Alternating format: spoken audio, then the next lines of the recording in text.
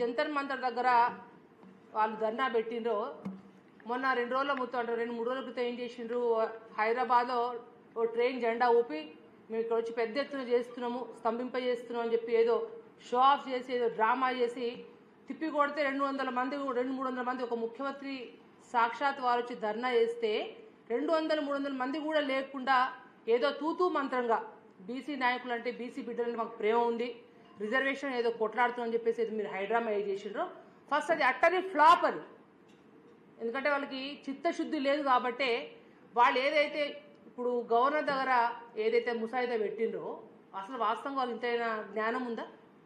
ఇంతకుముందే BRS party కానీ మిగతా బీజేపీ పార్టీ వాళ్ళు అందరూ కూడా అసెంబ్లీలో తీర్మానం పెట్టిన తర్వాత మీరు రాష్ట్రపతి ఆధీనంలో ఉన్న తర్వాత మళ్ళీ మీరు ఆర్డినెన్స్ తీసుకోవడంలోనే మీ దొంగతనం మీ లంగతనం అక్కడే కనబడతా ఉంది. మీరు ఇప్పుడు గవర్నర్కి ఆర్డినెన్స్ మళ్ళీ పంపించారు కాబట్టే రాష్ట్రపతి ఆధీనం పెండింగ్లో పడ్డది. మీరు నిజంగా చిత్తశుద్ధి ఉంటే రేవంత్ రెడ్డి గారు మీ పార్టీ ఏం చేయాలి?